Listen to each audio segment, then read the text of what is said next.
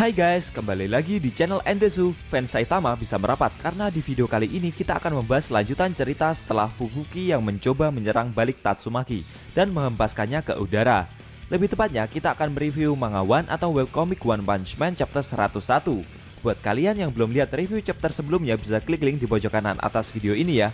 Dan buat kamu yang cuma ngikutin animenya atau tidak mau kena spoiler, Mimin sarankan mending stop videonya aja dari sekarang. Nah, di chapter 101 ini, Fubuki masih mencoba untuk mengalahkan Tatsumaki meskipun terasa mustahil. Di sisi lain, si botak malah bermain dengan para monster. Penasaran? Oke, langsung aja kita bahas. Let's go!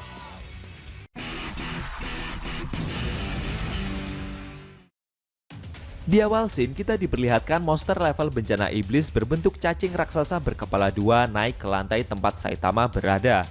Melihat ada seorang manusia, si monster langsung menyerang Saitama tanpa ragu. Tapi dengan mudahnya si botak menahan monster itu sambil berkata jika dia bersama lainnya sedang sibuk di lantai ini dan meminta si monster untuk kembali lagi nanti. Setelah itu, Saitama menjatuhkan monster cacing tersebut ke lantai hingga berlubang dan mengembalikan monster itu ke lantai bawah tempat dia berasal. Niatnya si botak sih baik, kembaliin monster ke ruangan dia berasal, tapi karena kejadian itu membuat lantainya jadi berlubang besar dan para monster iblis yang berada di lantai bawah itu bisa kabur dengan mudah. Para monster level iblis yang berada di bawah berkata jika mereka tidak menyangka jika dinding yang mengurung mereka selama ini akan dapat berlubang dan runtuh. Karena kejadian ini, mereka juga akan berencana kabur. Para monster itu meneriaki Saitama dan menyuruhnya untuk turun bermain-main dengan mereka dulu. Mereka akan membalas dendam kepada Metal Knight karena sudah mengurung para monster itu dengan menghajar si botak. Selain kabur, para monster itu juga berencana menghabisi semua pegawai yang ada di Asosiasi Pahlawan. Mendengar perkataan tersebut, tiba-tiba Saitama malah turun ke lantai para monster itu digurung. Para monster level iblis itu tidak menyangka jika si botak akan benar-benar turun, guys. Mereka bingung apakah dia ini bodoh karena turun ke lantai bawah di mana para monster kuat telah mengepungnya. Namun dengan wajah datarnya itu, Saitama berkata dan meminta mereka untuk tidak menambah luka yang sudah ada. Karena dia sudah sangat muak dengan semua yang terjadi sekarang ini, termasuk melihat pertempuran Fubuki dengan Tatsumaki. Lalu para monster itu menyerang si botak tanpa ragu. Tapi dengan sekali pukul, Saitama berhasil mengalahkan para monster yang ada dengan mudahnya. Dan seketika tubuh mereka langsung hancur berkeping-keping.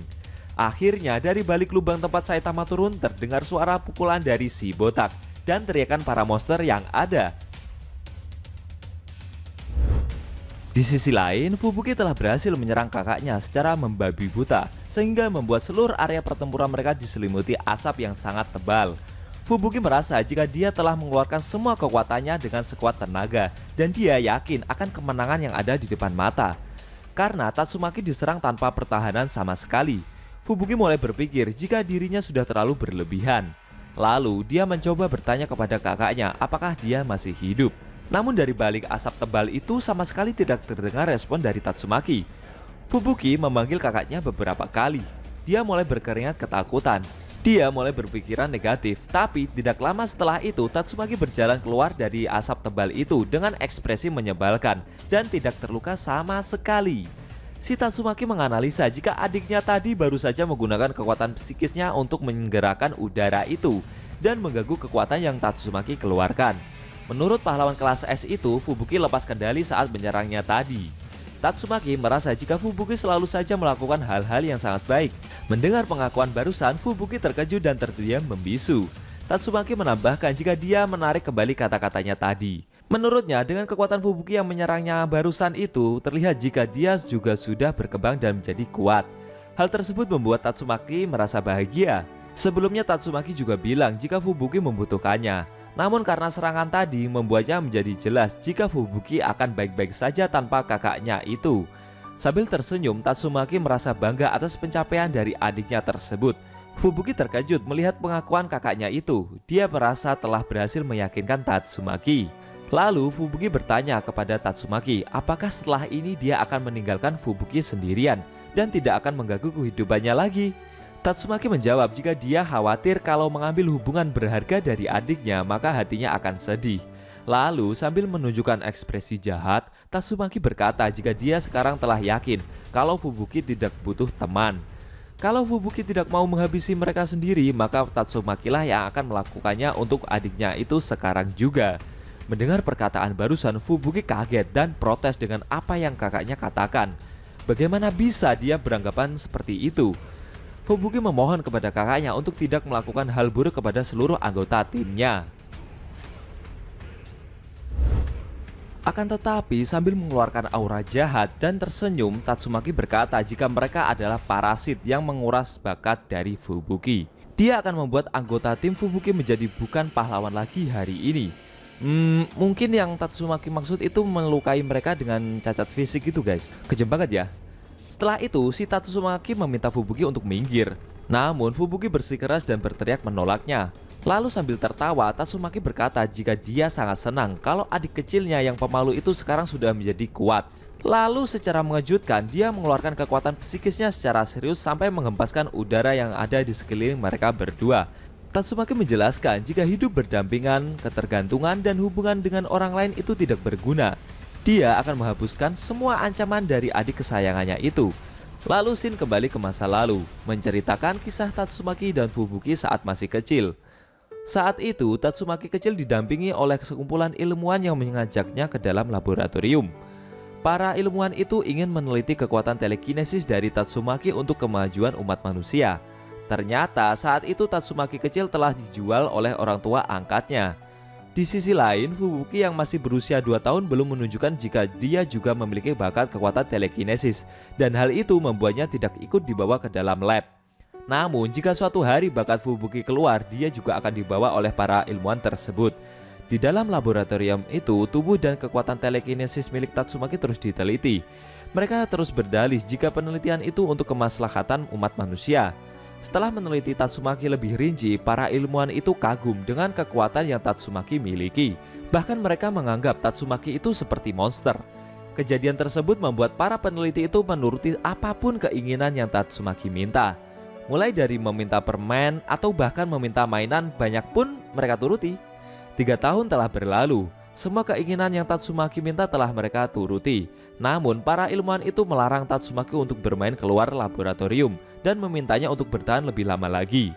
Beberapa waktu kemudian, tiba-tiba Tatsumaki tidak bisa mengeluarkan kekuatan psikisnya.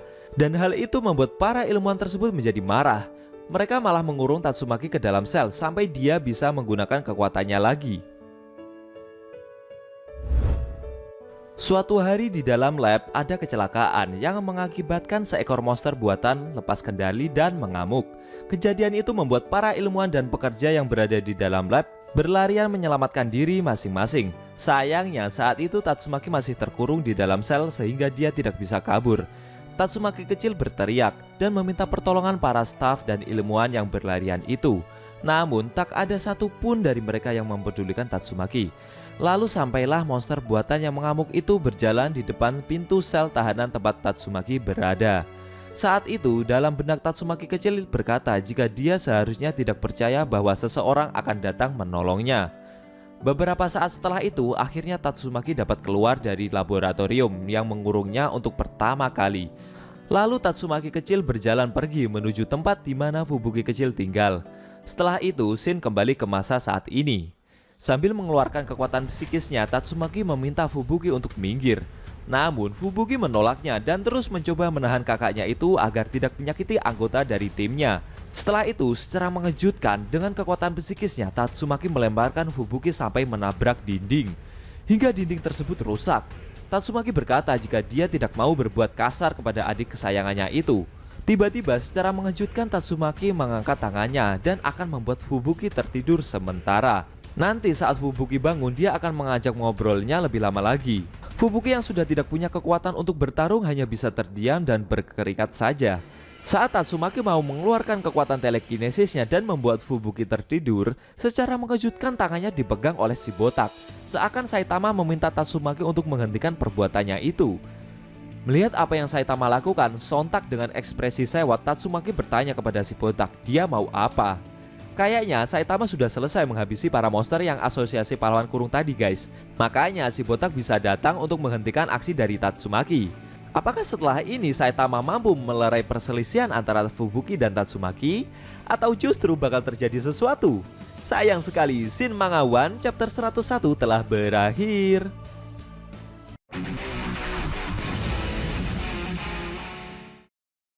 Nah, itu tadi review cerita Manga One chapter 101 yang ending scene-nya memperlihatkan Saitama yang menghentikan Tatsumaki yang berencana membuat Fubuki tertidur.